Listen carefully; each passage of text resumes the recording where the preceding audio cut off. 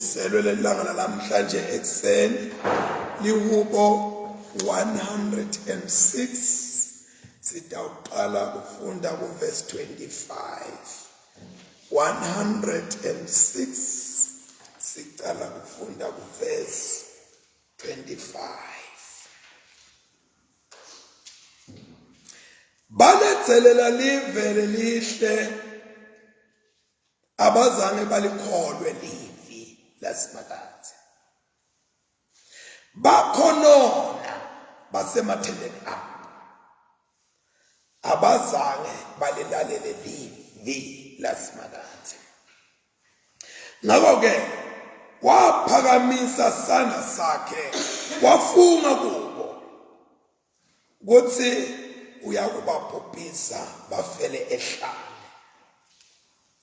asakade intalo yabo emkhathini wetive ayihlakadele emaveni base batihlanganisa nalabo bekhonza sithixo lesingubhali wasePheyori badla lokwakuhlatshelwe labaphansi baqinula simakade ngetendo tabo kwabhoboka sifo emkhathini wabo wase kusukuma Phineas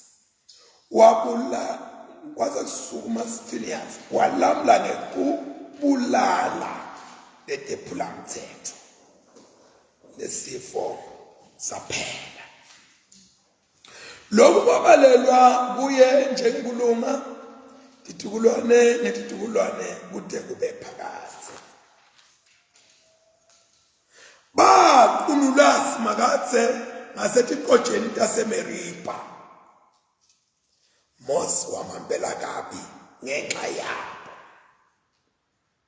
ngobe baphambana namoya waNkulunkulu na Mose waze wakhuluma kubo ngemawala abazange batibhubhise tive njengoba simakade abebayalile kodwa bathi hlanganisa nebetive bafunza kwenta imikhuba yabo bakhonda tithixo tabo letaguquka tabalogibe kubo banikela ngemadvodzana abo nemadvodzakati abo ukuthi abe iminikelo yemadimoni baqitha ingadi ledelikala ingadi yemadvodzana nemadvodzakati abo bawahlabela tithixo taseKhenani ngaloko bangqolisa lonke live ngengadi batigqolisa ngetintfo lababedenda bangede bethembeka kuNkulunkulu bafanana netiphini ngakho ke imvukutselo yasimakade yasifuthela sibe sakhe lokulifa lakhe kwaba sinengiso kuye wabanikele emandleni betive labo lababadonzako bababusa itsatabo tabaqinzetela bathotshiswa ngaphansi kwesandla sato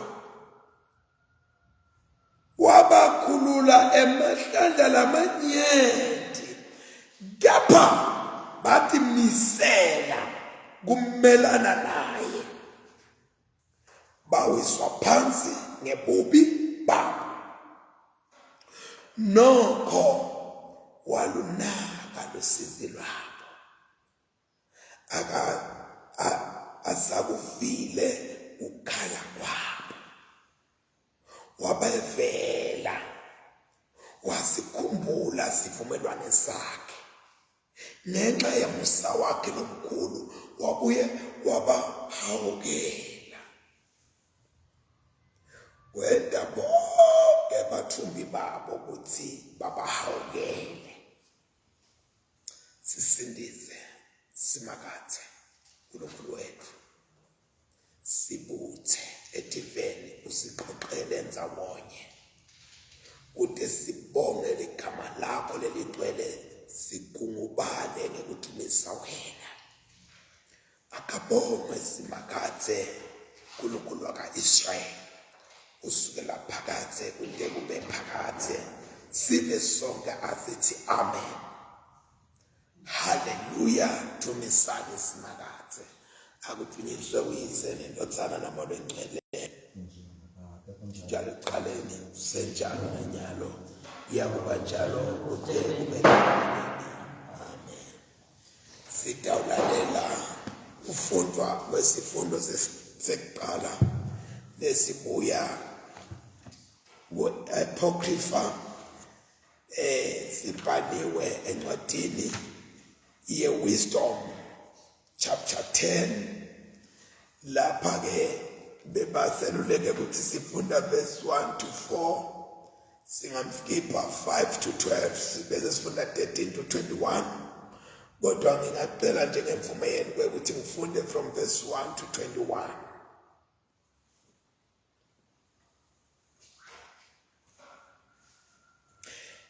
The Father of the world, the first being to be fashioned, created alone.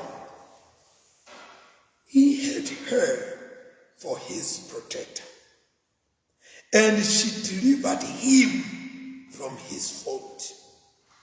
She gave him the strength to subjugate all things. But when a sinner in his wrath deserted her, he perished in his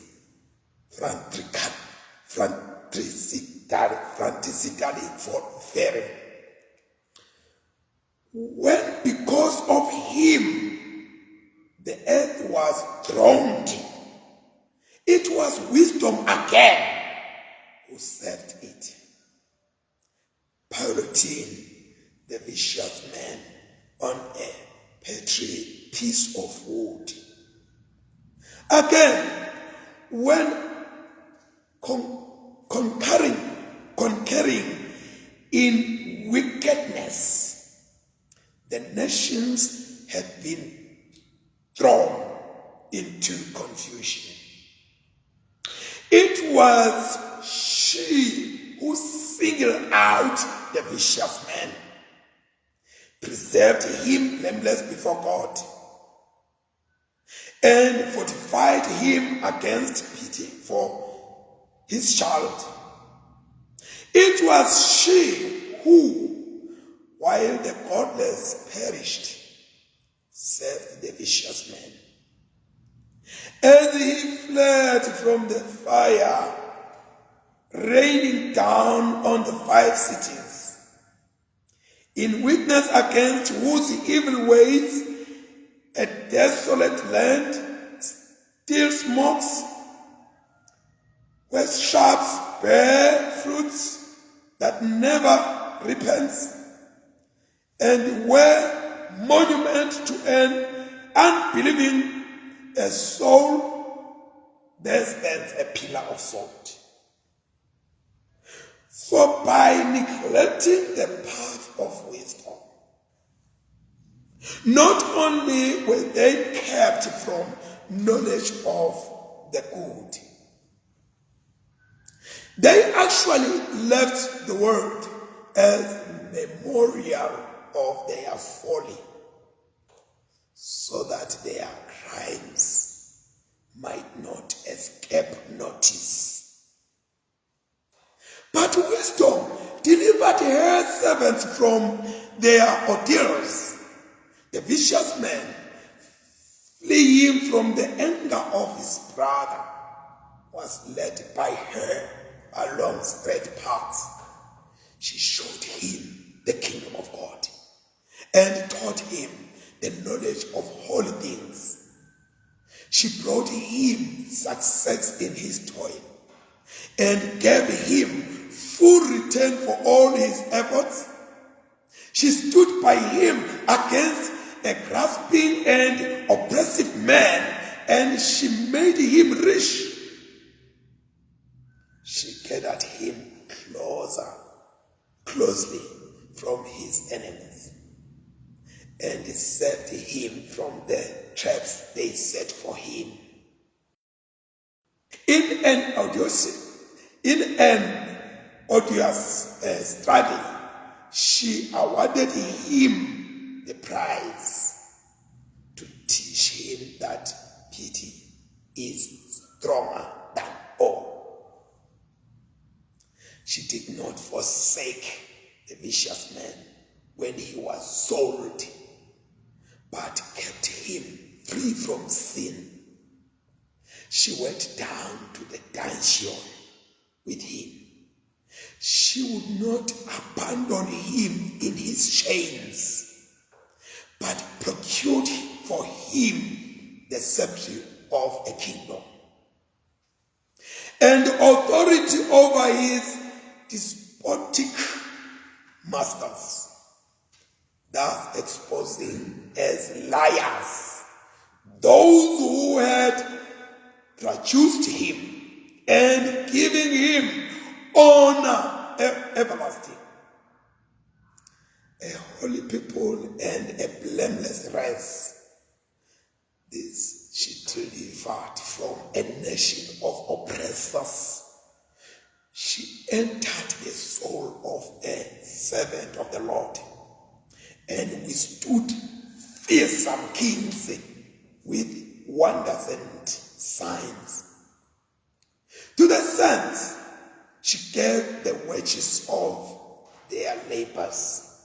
She led them by a marvelous road.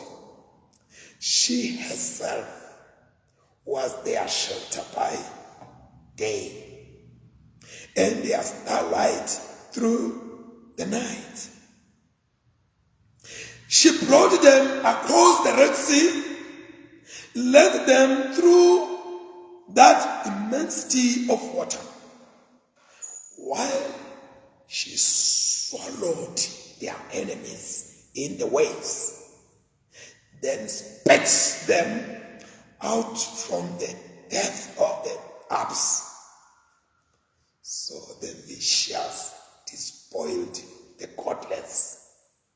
Lord, they extolled your holy name, and with one accord praised your protecting hand. For wisdom opened the mouth of the dumb and gave speech to the tongues of babies. Here ends the first scripture reading. The second scripture reading is from the New Testament, written in the letter to the Romans.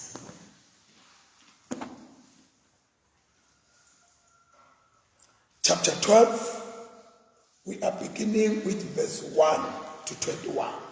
Kuba se Roma, sahluko 12, sifunda kusukela verse 1 kuya ku 21.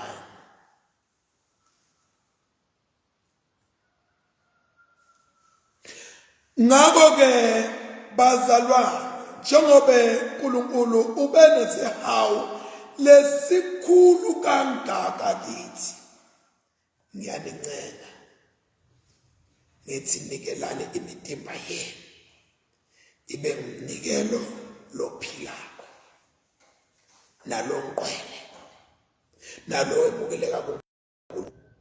Leyo yesibili, ningalilingisi lelive, kodwa niguqulwe ngekwentiwa kabusha kwenkondlo yenu, khona nitekwati kuhlolisisa lokho lokuyintsandvo yaNkulunkulu, nikwati lokuhle nalokwemukelekako nalokuphelele ngenxa yesipho semusa saNkulunkulu kimi, nithi kimi nonke, ningacabangi ukuthi nibakhulu kunaloko leningiko. Esikhundleni saloko zithandi ekucabangeni kwenu. Ngulowo nalowo atehlulele ngebungako bekukholwa kwakhe lakunikwa nguNkulunkulu.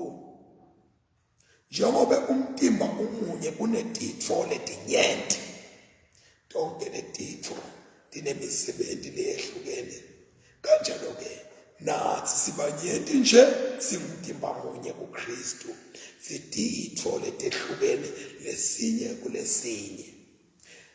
Ngakho kufanele sisebentise tipho tethu letehlukene ngekwemusa lesinikwe wona. Sekuprophetha asisebenzise bekwesilinganiso sekukholwa kwethu. Nakusekonzweni yemsebenzi asisebenzise kuyo. Umfundisi akasebenzise sipho sakhe ekufundiseni. Lonesipho sekukhuthaza abanye akabakhuthade. Lo wabako akwente ngekungakhethi. Lo ngumholi ahole ngesineke. Lo nesihawu akasente ngekujabula. Luthando kufanele lubete kutentisa. Tonzani lokubi nibambisise lokuhle. Thandanani ngeluthando lwebuzalwane, nijakiselane ngekuhloniphana. Khuthalani, ningaphelelwa ngumdlandla, nivuthe emoyeni, nikhonde inkosi. Thokotani ethembeni, nibeketele elusizini, niqinisele njalo emthandazweni. Hlanganyelane nalabanqwele ekwesweleni kwabo, nikhuthale ekungeniseni tihambi. Busisani labanidingelelako nihlupha, yebo. Nibusise, ningaqalekisi. Nijabule nalabajabulako, nikhale nalabakhalako. Nibambisane ngamoya munye nonke. Ningafisi lokuphambene, kodwa nibe nebudlelwane nalabathobekile. Ningacabangi ukuthi nihlakaniphile. Ningabuyiseli kunoma ngubani lokubi ngalokubi. Kodwa yentani lokubonakala kukuhle emehlweni abo bonke abantu. Nakunekwenteka, yentani konke lokusemandleni enu ukuthi nihlalisane ngekuthula nebantu bonke. Bazalwane bami, ningatiphindiselele, kodwa yekelani konke elulakeni kaNkulunkulu, ngoba kubhaliwe ukuthi uphindisela nekwami. Mina ngiyawubuyisela kusho inkosi.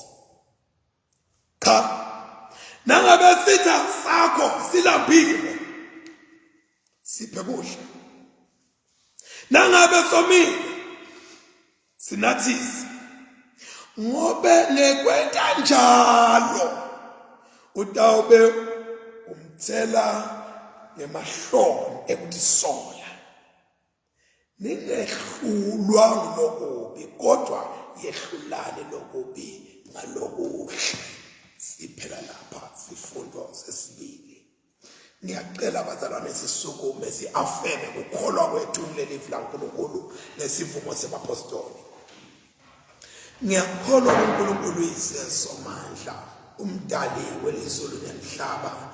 Ngiyakholwa kuJesu Kristu, indodana yakhe yodwa, inkosi yethu, weda ngamalengcwele, wadalwa yintombi Maria, wahlushwa kubusa Pontiyo Pilato, wabethelwa esiphambanweni, wafa wangcwatshwa, wehlela nabafile, nelanga lesithathu wabuye wavuka, wenyukela ezulwini, lapho wahleli khona ngasekunene seyise, uyakudabudlulela nabaphilayo nabafile.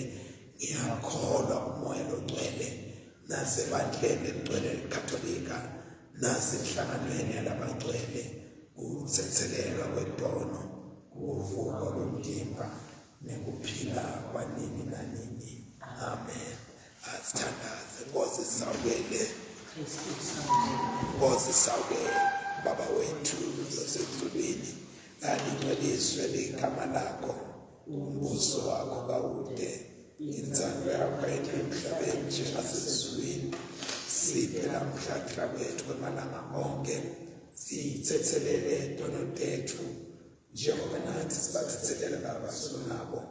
Ungasingenise ekulingweni, ofisi sindise kulokubi, ngoba umbuso wakho nemandla nebukhosi kude kube nini nanini.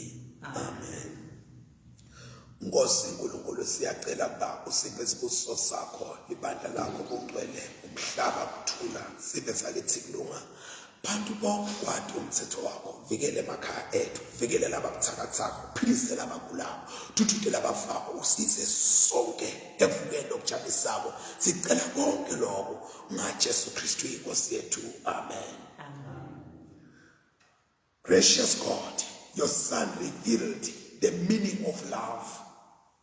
Increase in us that same love, that all may know we are your disciples, through Jesus Christ our Lord, who lives and reigns with you and the Holy Spirit, one God, now and forever. Amen. Amen. Kulungulu lokuvela kwekuthula lomthando evumelana, kwathi wena kuphila lokuphakathi, khona wena kubuza impela. Sivikele thina abantu bakho labathobekile kulaba impikisi basihlasela, ukuthi thina lesithembele kuwe singawesabi amandla etitha kithi, ngenxa emandla aJesu Kristu lakithi manje nanini. Amen. uNkulunkulu babelo kumakathi, wasidala ngemandla akho, wasihlenga nangothando lwakho. Sihole usiqinise ngamoya wakho kude sitinikele kukhonda wena, zihambe ngelanga lamuhla ekuthanza wena nangekuthanzana ngaJesu Kristu inkosi yethu. Amen. Siyabonga kakhulu bangcwele lokunye sengikusazi no Helen Udam Kumlaxas. Ngiyacela ukuthi umnaketho babe magongo ente njalo. Amen.